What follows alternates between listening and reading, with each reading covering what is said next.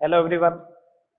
देखिएगा, अपन ने last lecture में जो है वो स्पेक्ट्रम की बात कर ली थी और उसके साथ ही अपन ने ड्वेल नेचर ऑफ मैटर की भी बात स्टार्ट कर दी थी। डी ब्रोगली कंसेप्ट पूरा समझा दिया था आपको।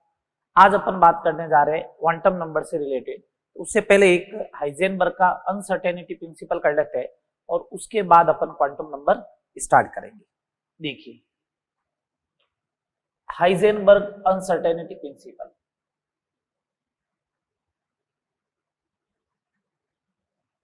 Heisenberg uncertainty principal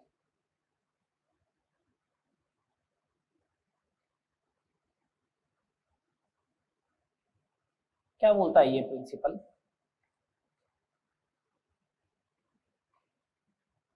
it is impossible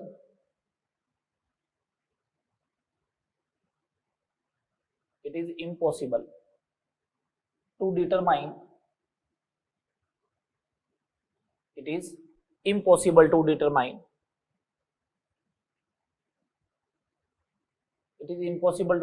the measurement of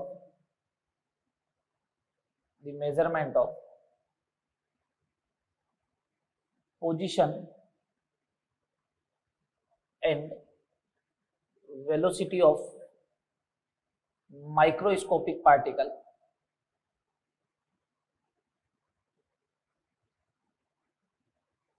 simultaneously।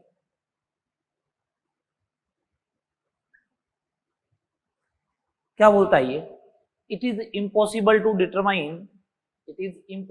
Determine the measurement of position and velocity of microscopic particle simultaneously. सबसे इंपॉर्टेंट बात, माइक्रोस्कोपिक पार्टिकल का मतलब क्या होता है? माइक्रोस्कोपिक पार्टिकल उसको बोलते हैं अपन जो बिल्कुल छोटा हो, मींस इलेक्ट्रॉन हो गया, प्रोटॉन हो गया, न्यूट्रॉन हो गया, फंडामेंटल पार्टिकल जो एग्जाम में पूछा जाता है किसके लिए एप्लीकेबल है, तो आपको ध्यान रखना है फंडामेंटल पार्टिकल के लिए एप्लीकेबल है। जो माइक्रोस्कोपिक पार्टिकल हो उनके लिए क्या है? एप्लीकेबल है। फर्स्ट ऑफ थिंग, ठीक है। सेकंड नंबर अगर अपन बात करें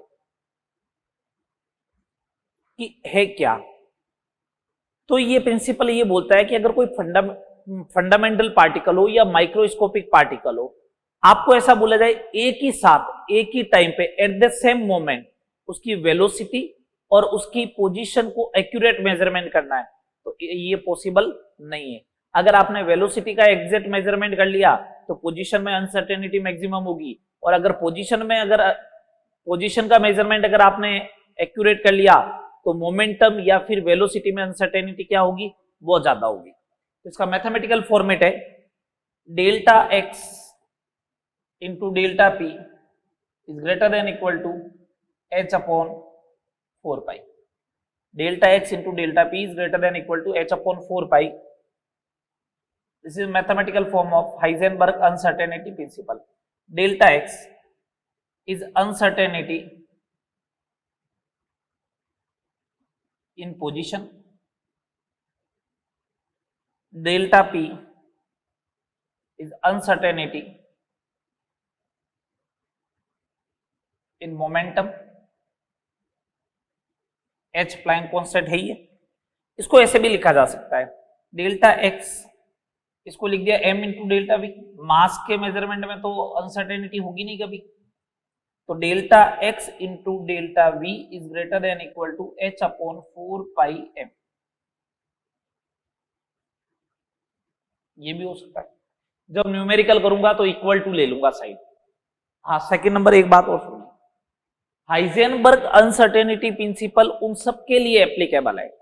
हाइजेनबर्ग अनसर्टेनिटी प्रिंसिपल उन सबके लिए एप्लीकेबल है जिसकी डायमेंशन का मल्टीप्लाई जूल इंटू सेकेंड हो, जिनकी डायमेंशन का मल्टीप्लाई क्या हो? Joule into second. क्योंकि h की यूनिट क्या है? Joule into second. 4 पाई की कोई यूनिट नहीं है, तो इधर जो भी होगा उसके लिए यूनिट क्या आनी चाहिए? Joule into second.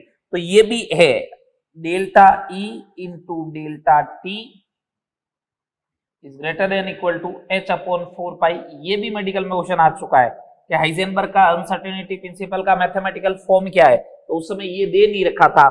तो देखो डेल्टा E अनसर्टेनिटी इन एनर्जी, एनर्जी की यूनिट क्या, जूल, डेल्टा टी सेकेंड। समझ में आ गई बात, ये टाइम हो गया। चले आगे, अब अपन देखते हैं इसके ऊपर क्वेश्चन कैसे बनेंगे।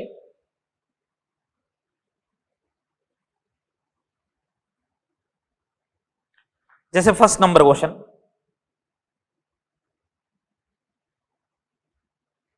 वन 150 ग्राम की बॉल है, इसकी डेल्टा वी जो है वो 3 इंटू 10⁻⁻24 मीटर पर सेकेंड है। बोला डेल्टा एक्स कितना होगा, ठीक है, डेल्टा एक्स कितना होगा ये पूछ लिया। चलो सॉल्यूशन देखते हैं। Delta x into delta v is equal to H upon 4 pi m. Delta x calculate करना है तो 6.6 इंटू 10⁻⁻34 अपॉन 4 इंटू पाई की वैल्यू 3.14, मास की value 150 gram means 10⁻³ and velocity 3 into 10⁻24। कितना हो जाएगा, -27 में से ये गया 26 ऊपर जाएगा तो 10⁻8।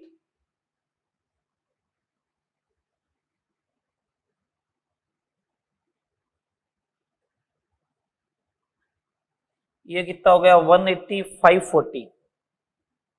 अगर इसको 540 बनाया जाए अप्रोक्सीमेट, है ना, तो 1 और पीछे बच गया 12, 1.2 इंटू 10⁻10 मीटर डेल्टा एक्स। ये बहुत ज्यादा थी तो इसके कंपेरेटिव में कम आई, ठीक है। अगला क्वेश्चन एक और देखो,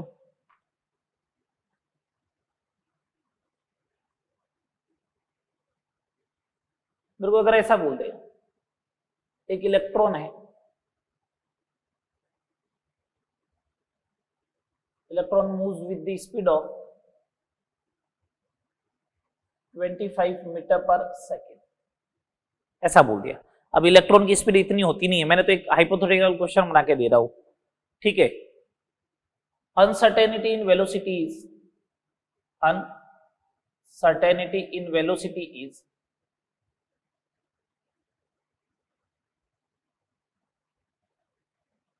uncertainty in velocity is 0.1%. Calculate delta x. आपको क्या कैलकुलेट करना है, डेल्टा एक्स कैलकुलेट करना है। कैसे करेंगे, लगाओ formula, delta x is equal to H upon 4 pi m delta v. Delta v अलग से आपको कैलकुलेट करना पड़ेगा। डेल्टा वी वेलोसिटी कितनी है 25, उसका 0.1% ले लो, 25 इंटू 0.1 डिवाइड बाई 100, 25 इंटू 10⁻³ आ जाएगा। लगा लो, delta x is equal to H upon 4 pi into M, 9.1 into 10⁻31 आ गया। डेल्टा वी 25 इंटू 10⁻³ 34 से 34 तो करो कैंसिल, ये 100 हो गया, इन दोनों को मिलाओगे तो 100 हो गया, तो 34 नहीं 32, ऊपर 10⁻⁻, कितना बच जाएगा बोलो, ऊपर बच जाएगा 10⁻⁻²। ये अप्रोक्सीमेट 30 मान लो, 30 मान लो तो इसको 66 मान लो। ये अप्रोक्सीमेट 2.2 इंटू 10⁻³ मीटर पर सेकेंड आ जाएगा, सॉरी मीटर।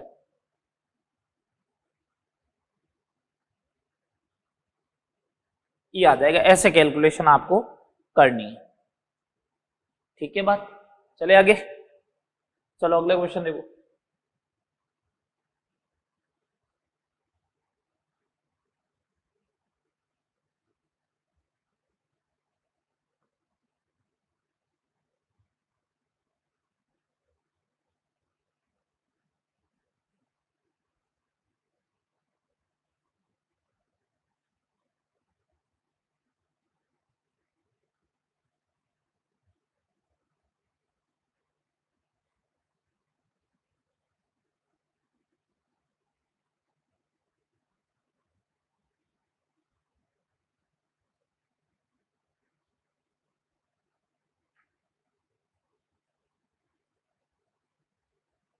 चलिए आगे देखिए,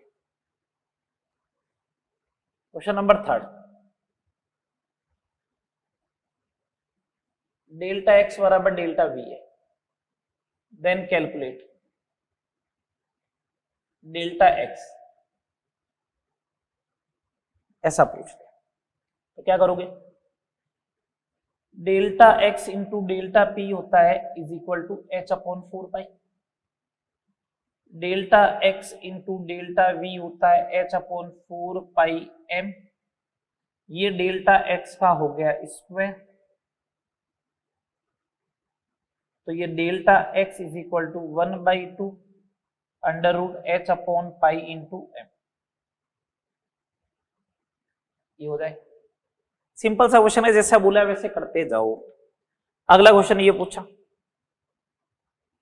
डेल्टा एक्स बराबर delta p, then calculate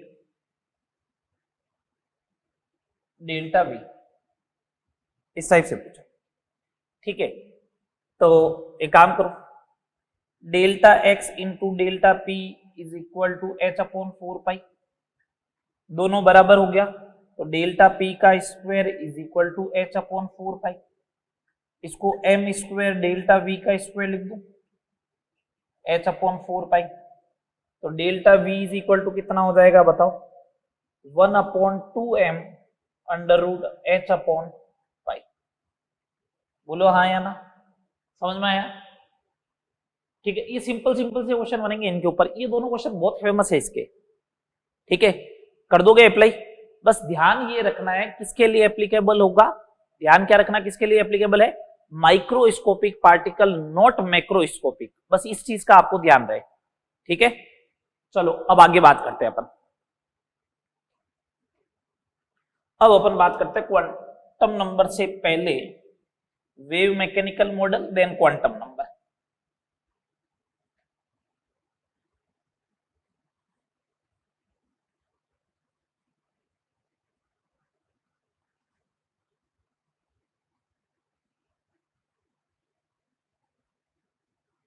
wave mechanical model of atom, इतने सारे मॉडल पढ़ लिए, उसमें से लास्ट मॉडल आ रहा है एटम के बारे में, wave mechanical model of atom.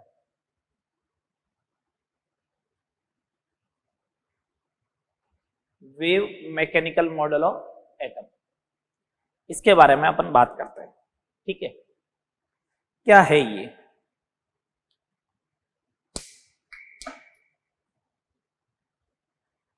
चलिएगा, वेव मैकेनिकल मॉडल है क्या? ये किसके बेसिस पे है? It is based on dual nature of matter, dual nature of matter. ये मैटर के मीन्स इलेक्ट्रॉन के ड्वेल नेचर के बेसिस पे है। ड्वेल नेचर का मतलब बोले तो कौन कौन से प्रिंसिपल इसके अंदर इंक्लूड हो जाएंगे, बोलो कौन कौन से प्रिंसिपल इसके अंदर इंक्लूड हो जाएंगे? पहला de Broglie, and second Heisenberg uncertainty principle. तो इसका जो बेस है वो क्या है? De Broglie and Heisenberg uncertainty principle, इसका क्या है? बेस है। किसका? Wave mechanical model of atom का। क्या कंसिडर किया गया इन दिस मॉडल?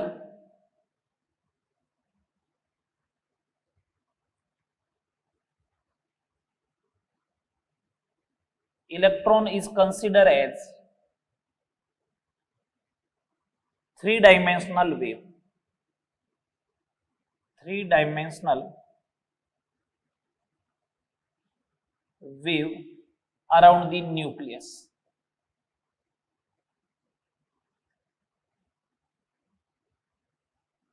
इलेक्ट्रॉन को क्या कंसीडर किया गया? एक थ्री डायमेंशनल वेव कंसीडर किया गया। क्या कंसीडर किया गया? Three dimensional wave. अब 2D का तो कॉन्सेप्ट ही नहीं रहा। इसने बोला कि इलेक्ट्रॉन की जो है ना पोजीशन फिक्स है और ना उसका मोमेंटम फिक्स है, दोनों का एक्यूरेट मेजरमेंट हो नहीं सकता है, तो इलेक्ट्रॉन को इसने क्या कंसीडर किया है? एक three dimensional wave. Wave consider कर सकता हूं क्योंकि ड्यूअल नेचर ऑफ मैटर मैंने कंसीडर कर लिया था। ठीक है, तो अब आगे बात करते हैं। In this model electron is consider as 3 dimensional wave around the nucleus. अब अपन बात करते हैं इसके अंदर एक श्रोडिंगर वेव इक्वेशन है, वो है क्या? Schrodinger wave equation. तो इसने कहा अगर इलेक्ट्रॉन है तो उसकी वेव इक्वेशन को कैसे रिप्रेजेंट करोगे? ठीक है, श्रोडिंगर वेव इक्वेशन कैसे रिप्रेजेंट करोगे? तो वो देखो इक्वेशन क्या है।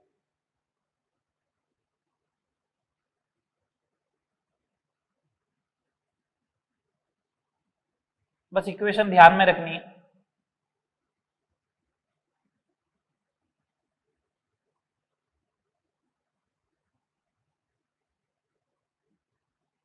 ये श्रोडिंगर वेव इक्वेशन है। कौन क्या पे कौन यहां पे क्या है वो देख लेते हैं अपन, है ना। साइन, इसको बोलते हैं Sai, PSI। It is wave function of electron.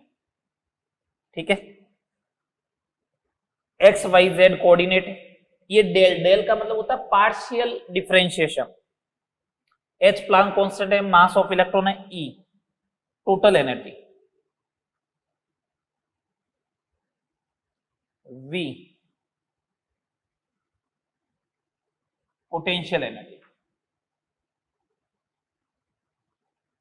E total energy है, V क्या है? पोटेंशियल एनर्जी है। E is total energy and V is potential energy. ये हो जाएगा श्रोडिंगर वेव इक्वेशन। जब इस इक्वेशन को सॉल्व करोगे तो एक्स वाई जेड के करस्पॉन्डिंग 3 वैल्यू आएगी इन टर्म्स ऑफ साई। ठीक है, तो अब अपन बात करते हैं कि वेव फंक्शन का सिग्निफिकेंस क्या होता है। Wave function psi,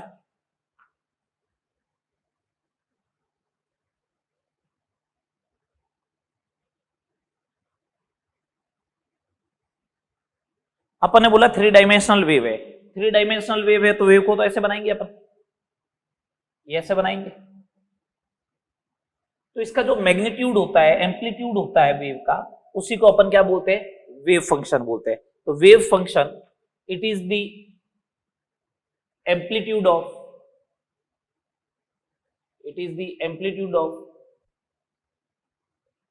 electronic wave. It is the amplitude of electronic wave. It is the amplitude of electronic wave. Electronic wave का क्या है? ये amplitude है। It has no physical significance. It has no physical significance. इसका कोई physical significance नहीं है।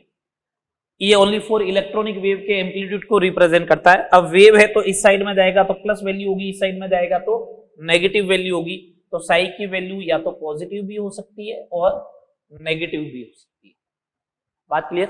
इसका कोई इंपॉर्टेंट रोल नहीं है। अब इंपॉर्टेंट रोल किसका है वो देखिएगा, साई स्क्वायर का। साई स्क्वायर का इंपॉर्टेंट रोल है। मैं अभी वापस एक बार पूरा आपको कंक्लूड करवा दूंगा। Sai square it represent the probability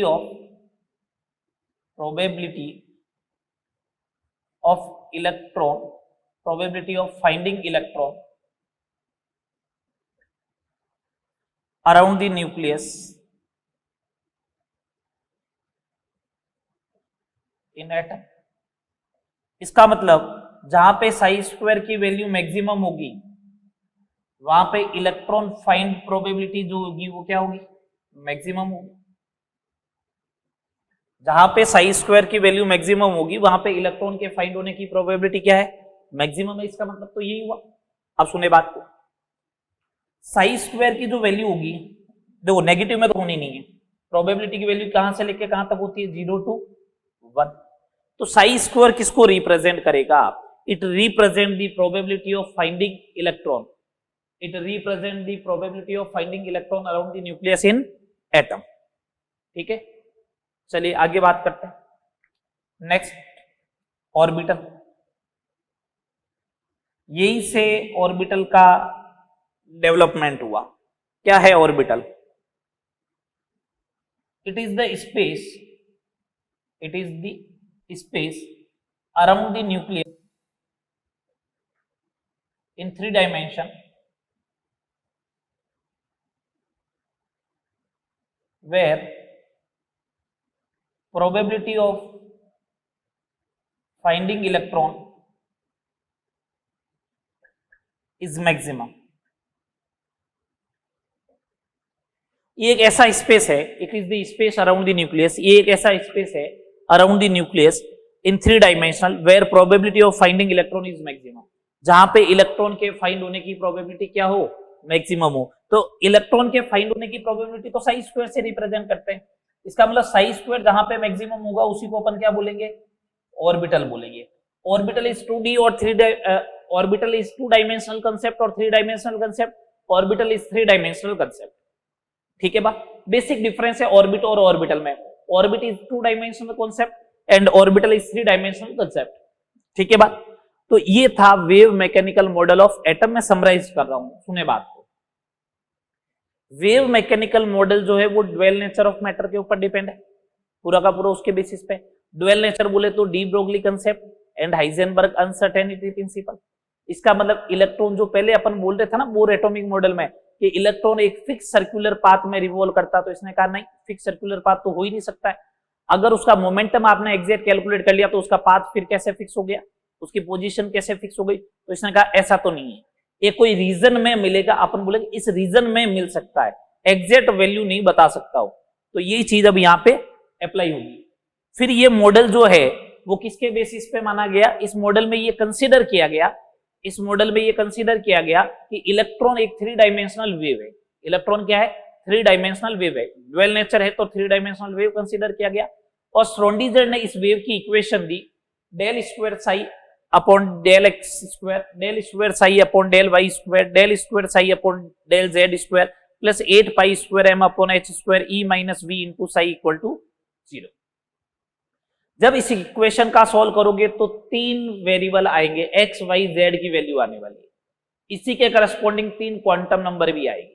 ठीक है बात, अब इसमें वेव फंक्शन आया तो वेव फंक्शन होता क्या है, wave function only for electronic wave का क्या है, एम्पलीट्यूड है। क्वेश्चन ऐसे ही बनेंगे जो मैंने लिखे, इलेक्ट्रॉनिक वेव का क्या है, एम्पलीट्यूड है, इसका कोई फिजिकल सिग्निफिकेंस नहीं है। अच्छा तो फिजिकल सिग्निफिकेंस इसका, फिर फिजिकल सिग्निफिकेंस है साई स्क्वायर का। साई स्क्वायर क्या होता है, जहां पे साई स्क्वायर की वैल्यू मैक्सिमम होती है वहां पे इलेक्ट्रॉन के फाइंड होने की प्रोबेबिलिटी भी मैक्सिमम होती है। ठीक है, और साई स्क्वायर की वैल्यू कहां से लेके कहां हो सकती है, प्रोबेबिलिटी है तो 0 से लेके 1, और जहां पे साई स्क्वायर की वैल्यू मैक्सिमम होगी उस रीजन को अपन क्या बोलेंगे, ऑर्बिटल बोलेंगे। बात क्लियर, ये सारी बात थी वेव मैकेनिकल मॉडल, सिंपल सी बात है। ठीक है ना, ज्यादा अपन को माथापच्ची करनी नहीं है, साई क्या होता है, साई स्क्वायर क्या होता है, बस ये ध्यान रखना है। ठीक है, चले आगे, चलो नेक्स्ट बात करते हैं क्वांटम नंबर।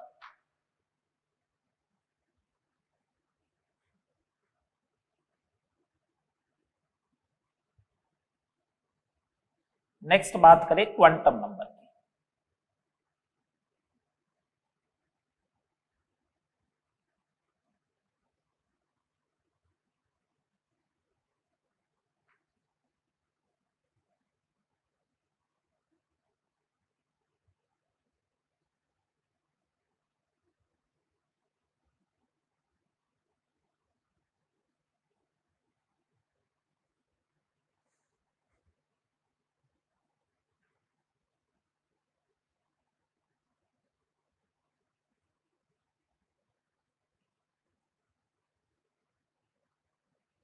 शॉर्ट में लिखवाएंगे बिल्कुल कि होती क्या है वगैरह, ठीक है ना।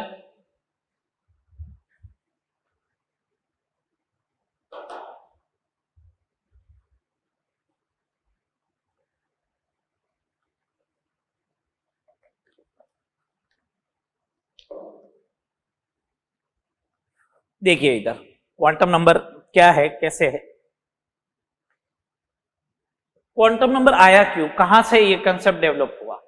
जैसे ही उस श्रोडिंगर वेव इक्वेशन को सोल्व किया 3 सॉल्यूशन मिले एक्स वाई जेड के करस्पॉन्डिंग, उसी के करस्पॉन्डिंग 3 क्वांटम नंबर आ गई। देखिए डेफिनेशन क्या है, the set of number, the set of number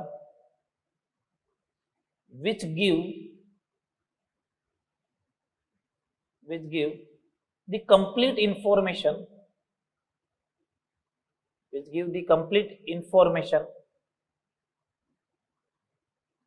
about electron is known as quantum number. The set of number which give the complete information, the set of number which give the complete information about electron is known as quantum number. The set of number which give the complete information about electron is known as quantum number. जो electron के बारे में complete information दे दे, जो electron के बारे में आपको क्या दे, कंप्लीट इंफॉर्मेशन दे, उसी को अपन क्या बोलते हैं, क्वांटम नंबर बोलते हैं। ठीक है, कौन कौन सी होती है वो देखें। फर्स्ट, प्रिंसिपल क्वांटम नंबर,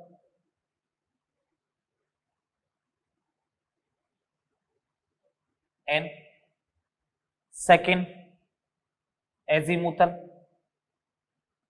और सेकेंडरी क्वांटम नंबर, एजीमुथल और secondary quantum number L. Third, magnetic quantum number,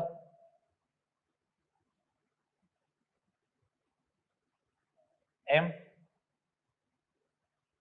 और लास्ट, स्पिन क्वांटम नंबर,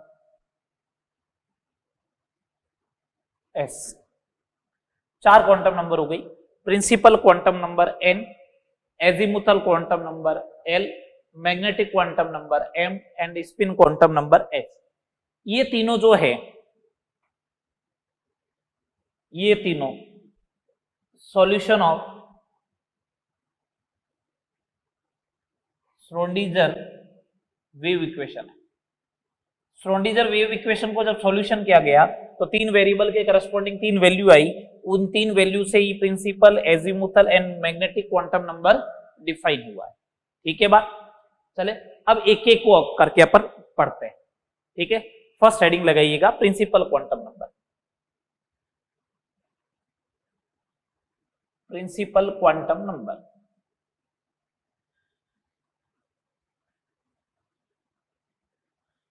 क्या है प्रिंसिपल क्वांटम नंबर, किसकी इंफॉर्मेशन देगा, gives the information of, gives the information of, किसकी information देगा, information of main shell orbit oblique energy level of electron in atom. एक तो इनकी इसकी इंफॉर्मेशन देता है, इलेक्ट्रॉन कौन, इलेक्ट्रॉन एटम में किस मेन सेल में प्रेजेंट है, किस ऑर्बिट में प्रेजेंट है या किस सेल में प्रेजेंट है, उसकी इंफॉर्मेशन देता है। और किसकी इंफॉर्मेशन देगा, it gives the information of radius of orbit, orbit की रेडियस क्या होगी उसकी इंफॉर्मेशन देगा, वेलोसिटी ऑफ इलेक्ट्रॉन, ठीक है जी, एंड एनर्जी ऑफ इलेक्ट्रॉन, इसकी भी इंफॉर्मेशन देता है। ये समझिएगा रेडियस ऑफ ऑर्बिट वगैरह कैसे इंफॉर्मेशन देता है। अपन को मालूम है रेडियस होता है R N is equal to 0.529 N square by Z angstrom होता है, बोलो हाँ या ना, है ना, बोरो एटॉमिक मॉडल में एन की वैल्यू बढ़ेगी तो रेडियस भी बढ़ेगी, आर एन बढ़ेगा, बोलो एन बढ़ेगा तो आर एन भी तो बढ़ेगा।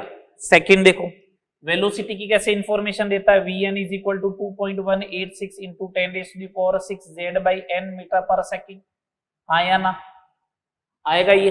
अगर ये आएगा तो बताओ एन की वैल्यू बढ़ेगी तो वी एन बढ़ेगा या कम होगा, डिक्रीज होगा, ये लो, ठीक है, बोलो भैया जी। नेक्स्ट देखो, एनर्जी ई एन बराबर माइनस का 13.6 Z square upon N square electron volt. N बढ़ेगा तो न्यूमेरिकल वैल्यू डिक्रीज होगी बट एक्चुअल वैल्यू इंक्रीज होगी। एन इंक्रीज होने पर एनर्जी की एक्चुअल वैल्यू क्या होगी, इंक्रीज होगी। बात सारी क्लियर, बोलो ऑल इज ओके, चलो ठीक है। एन की वैल्यू इंक्रीज होने पर एनर्जी की वैल्यू भी इंक्रीज होगी, तो ये सारी बात आ गई। नेक्स्ट थर्ड नंबर पॉइंट देखें, थर्ड नंबर पॉइंट देखें, maximum number of electron in orbit is 2n square.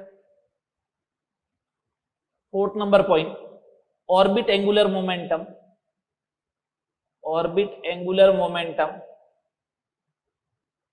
Is equal to NH upon 2 pi. ये सारी इंफॉर्मेशन देता है principal quantum number. Principal quantum number इन सब के बारे में इंफॉर्मेशन देगा।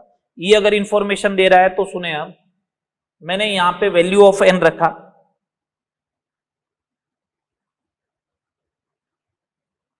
तो ऑर्बिट कौन सा होगा, सेल कौन सा होगा, और उसके अंदर मैक्सिमम नंबर ऑफ इलेक्ट्रॉन कितने होंगे वो देखो। अगर मैंने वैल्यू ऑफ n जो है वो इस टाइप से रखा,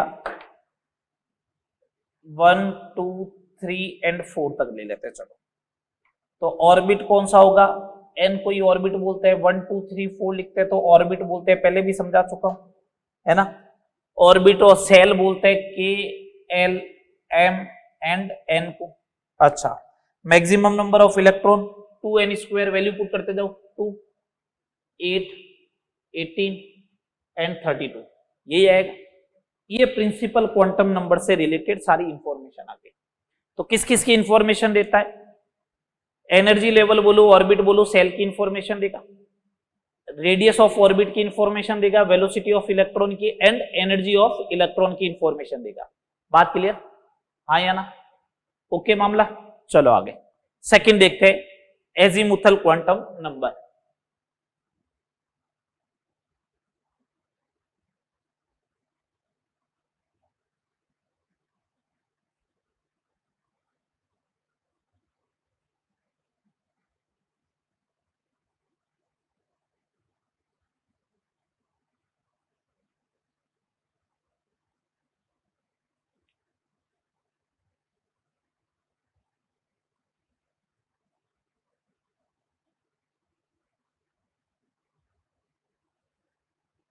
सेकंड देखिए, azimuthal quantum number.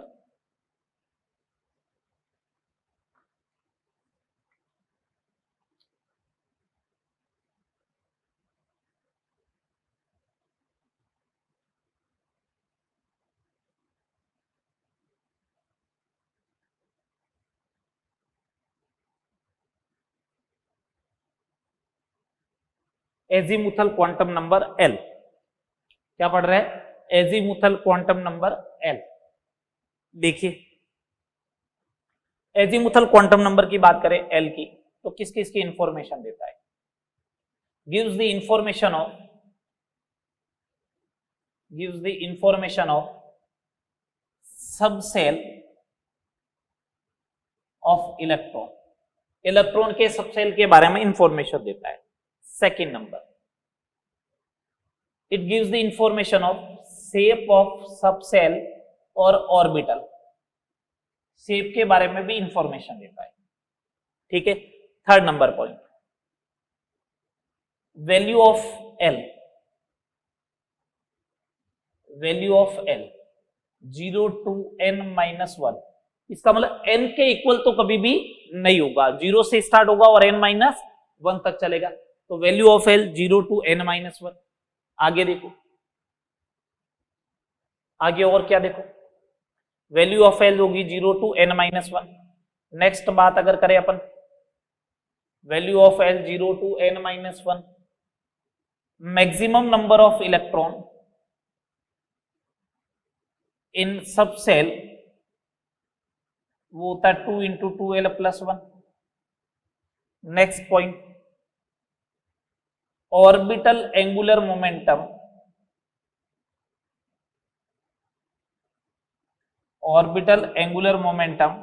Is equal to √L into l+1, ये तो रूट में है, h/2π बार है। ऑर्बिटल एंगुलर मोमेंटम क्या हो जाएगा, √L into l+1 h/2π, ठीक है। ये सारी बात हो गई, इंफॉर्मेशन ऑफ सबसेल देगा, shape of subshell, orbital, value of n 0 से लेके n-1, maximum number of electron in subshell आ गया, ऑर्बिटल एंगुलर मोमेंटम आ गया। चलो अब बात करते हैं कि क्या क्या पॉसिबिलिटी है। वैल्यू ऑफ L, ये लीजिएगा सब, ठीक है। तो कौन सा सबसेल होगा, ये लीजिए सबसेल ये आ गया, तो मैक्सिमम नंबर ऑफ इलेक्ट्रॉन कितने होंगे, ये लो। उसका ऑर्बिटल एंगुलर मोमेंटम कितना होगा, ठीक है। ये सारे पॉइंट की बात कर लेते हैं। वैल्यू ऑफ एल होगा, क्या होगा उस हिसाब से, वैल्यू ऑफ एल जो है वो 0 से स्टार्ट होती है, 0 1 2 3, अभी तक तो मैं 3 तक ही बता रहा हूं। अगर 0 है तो एस सबसेल है, पी है, डी है और एफ है। ये नाम कहां से आया, एस आया शार्प से, पी आया है प्रिंसिपल से, डी आया है डिफ्यूज से, एफ आया फंडामेंटल से। एफ कहां से आया, फंडामेंटल से, ये इनसे नाम है। मैक्सिमम नंबर ऑफ इलेक्ट्रॉन कैसे आएंगे, एल की वैल्यू रखो 0, तो यहां आएगा 2, यहां आएगा 6, यहां आएगा 10, यहां आएगा 14, ठीक है। ऑर्बिटल एंगुलर मोमेंटम कैलकुलेट करते हैं। एल की वैल्यू जैसे 0 रखी तो 0 हो गया, एल की वैल्यू 1 रखी तो 1/√2 h अपॉन पाई हो गया। एल की वैल्यू अगर आपने 2 रखी तो ये हो गया √3/2 h upon pi, √3/2 h upon pi. अगला देखते हैं, एल की वैल्यू अगर आपने 3 रखी तो हो गया फंडामेंटल, तो एल की वैल्यू 3 रखो तो 3 + 1 4, 4 का स्क्वायर रूट होगा 2, 2 से 2 cancel, √3h upon pi. Value put कर लेना, आपको आसानी से समझ में आ जाएगा, ठीक है। चले आगे, ये तो बात हो गई किसकी, एजीमुथल क्वांटम नंबर की। अब अपन बात करते हैं मैग्नेटिक क्वांटम नंबर की। चलो ये लीजिएगा मैग्नेटिक क्वांटम नंबर।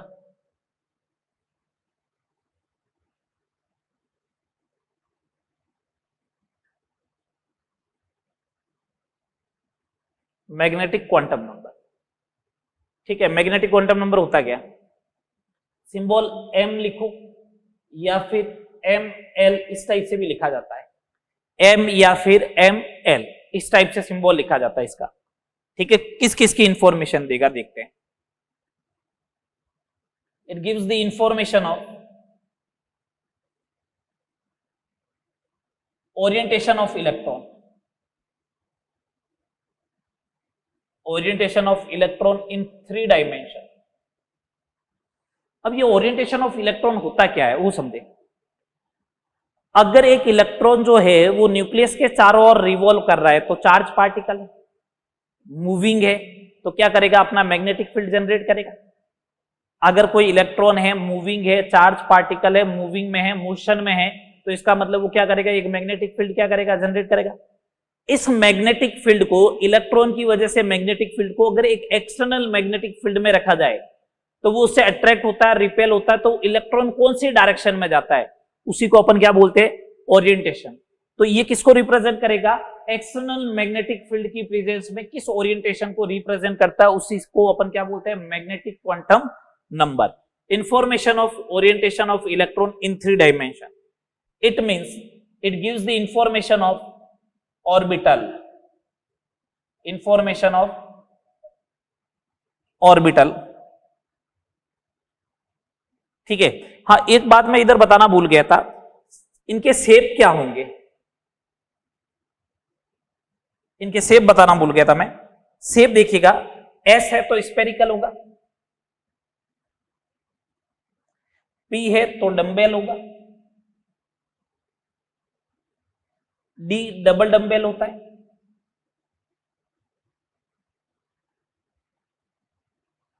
इनका शेप जो है वो कॉम्प्लेक्स है, मतलब जिनको अपन नाम नहीं दे सकते ना, उल्टे सीधे कुछ जैसा भी बना हुआ हो, जिनको अपन नाम नहीं दे सकते उनको क्या बोलते हैं, कॉम्प्लेक्स। तो ये कैसा हो गया, कॉम्प्लेक्स हो गया, ठीक है बात।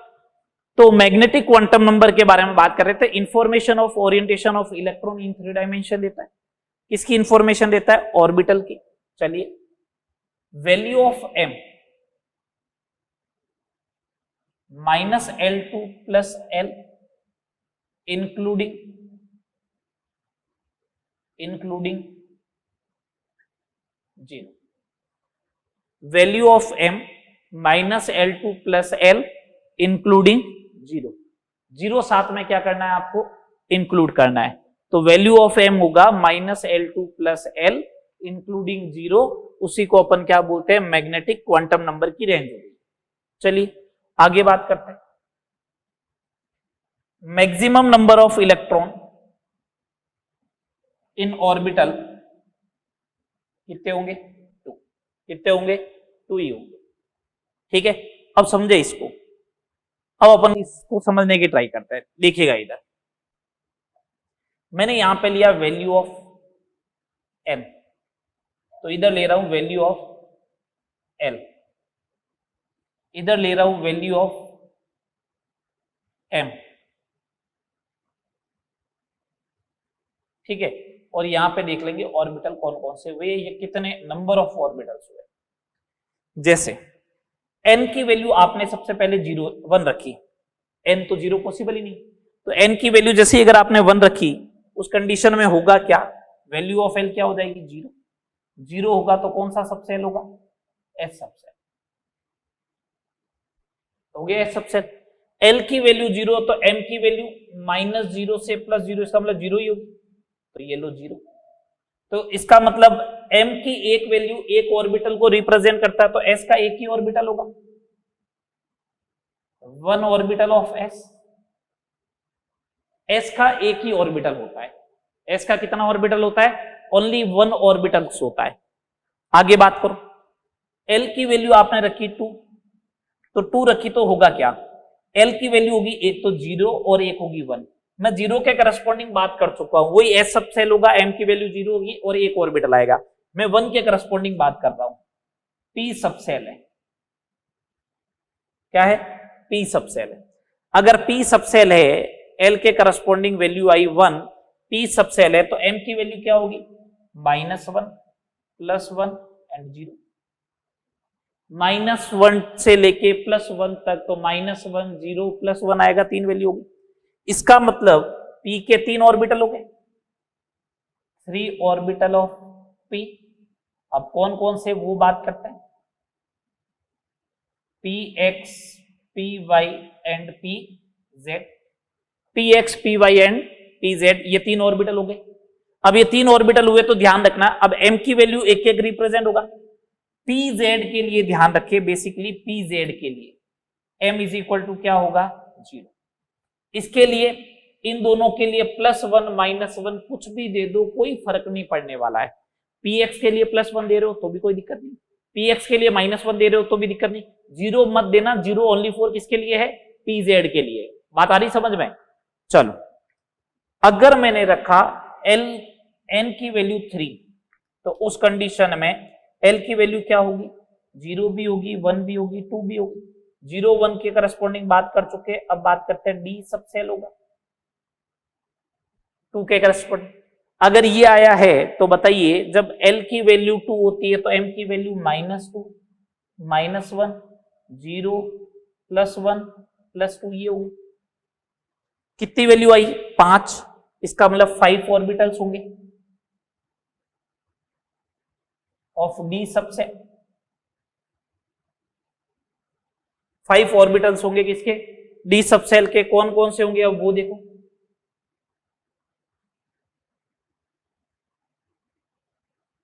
dxy dyz dzx dx2 y2 and dz2, यही हुए।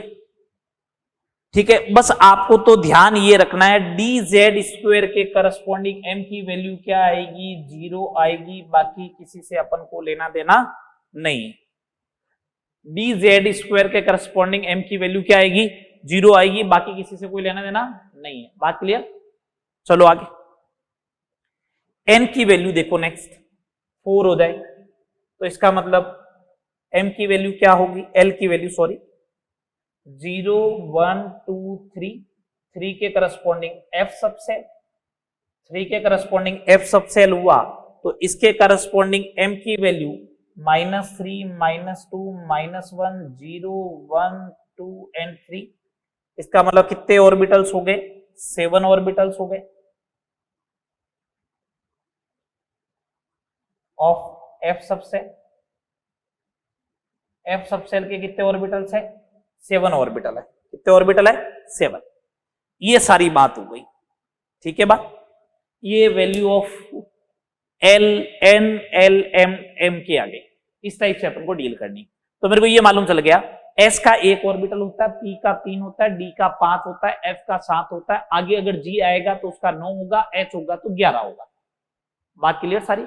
All is clear? चले आगे। लास्ट क्वांटम नंबर देखे, spin quantum number S.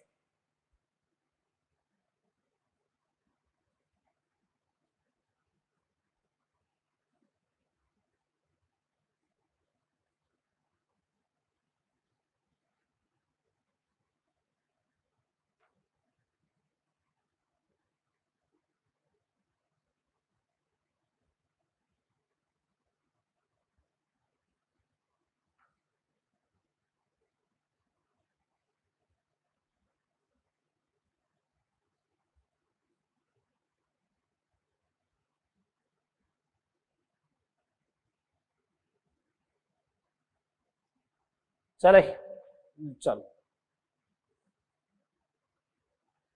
4th number spin quantum number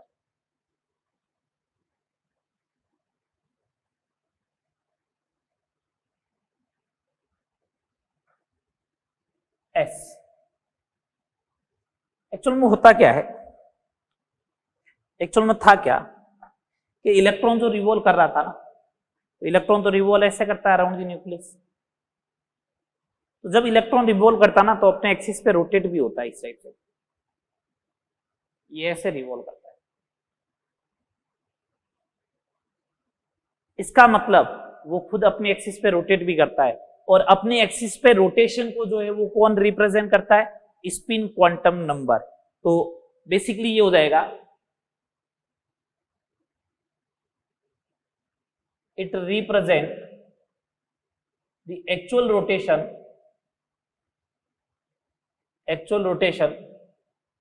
of electron on its axis. ये अपने एक्सिस पे इलेक्ट्रॉन के रोटेशन को क्या करता है?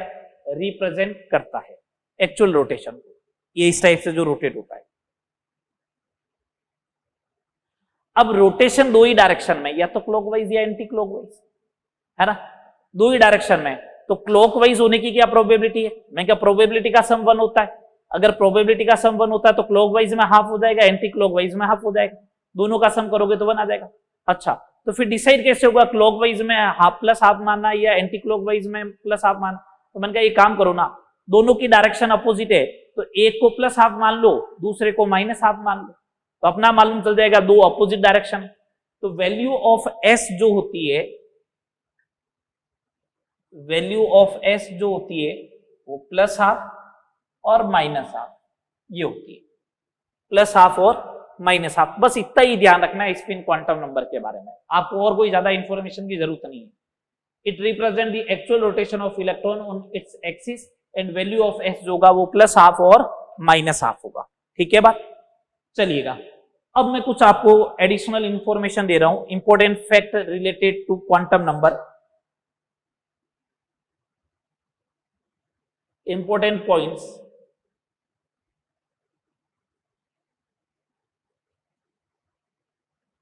related to quantum number।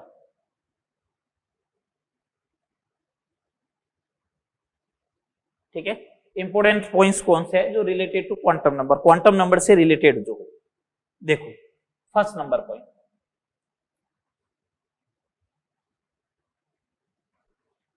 Solution of Schrodinger equation.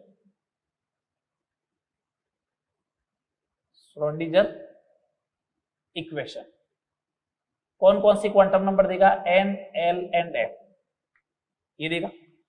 Second number, maximum number of electron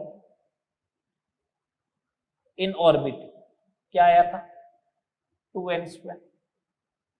ठीक है, अगला point, maximum number of electron in subshell is equal to 2 into 2l plus 1।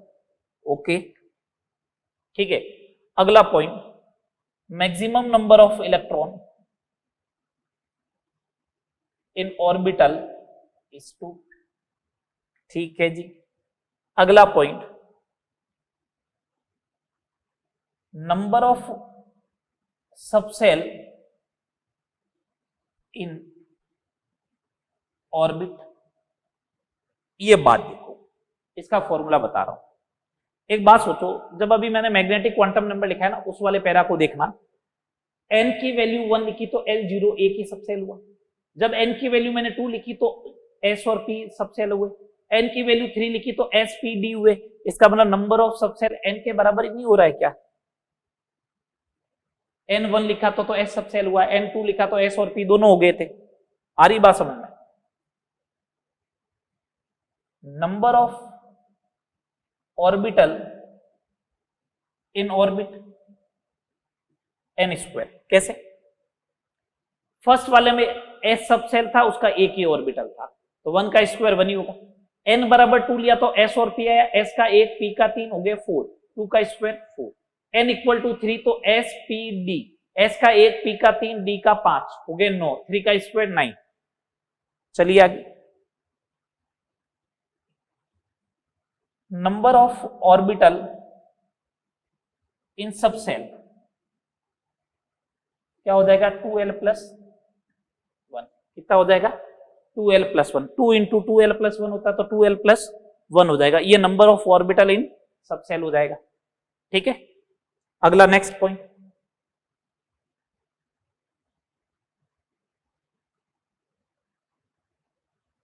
Electron represented by, electron represent by, electron कौन सी quantum number से represent होगा? एक electron को represent करना है तो चारों क्वांटम नंबर चाहिए आपको। इसके ऊपर क्वेश्चन भी करवाएंगे नेक्स्ट लेक्चर में। n, l, m और s चारों क्वांटम नंबर चाहिए अगर एक इलेक्ट्रॉन को रिप्रेजेंट करना है तो। ऑर्बिटल रिप्रेजेंट बाय, ऑर्बिटल किसके थ्रू रिप्रेजेंट होगा? ऑर्बिटल रिप्रेजेंट होता है n, l एंड m। अगर NLM दे रखे हो, तीनों वैल्यू दे रखी हो और फिर पूछे बताओ कितने ऑर्बिटल है, तो सिंपल सी बात हो जाएगी, एक ही ऑर्बिटल होगा। एक ऑर्बिटल 3 क्वांटम नंबर से रिप्रेजेंट होता है। कौन कौन सी? n, l and m, 3 quantum number से एक ऑर्बिटल रिप्रेजेंट हो जाएगा। नेक्स्ट देखें, subshell represent by n and l और मेन सेल n के थ्रू रिप्रेजेंट होगा। ये कुछ मैंने इंफॉर्मेशन जो मेरे को लगी काम की वो मैंने लिख दिया है। इनका यूज कैसे करना है वो अपन नेक्स्ट क्लास में बात करेंगे क्वांटम नंबर से रिलेटेड में। ठीक है, क्वांटम नंबर हो गया है। नेक्स्ट क्लास के लिए आपका टास्क ये है, 3 रूल्स पढ़ के आए, ऑफ बाउ प्रिंसिपल, हॉर्न्स rule of maximum multiplicity and Pauli exclusion principle. Electronic configuration लिखाऊंगा नहीं, पीरियोडिक टेबल में आपने पढ़ चुके हो। ठीक है, बस ये 3 प्रिंसिपल और n+l रूल 4 क्वांटम नंबर से रिलेटेड क्वेश्चन और फिर इन रूल से रिलेटेड क्वेश्चन करवाऊंगा। ठीक है बा, चलो यहां तक करना, नेक्स्ट क्लास में बात करते हैं। Okay, thank you.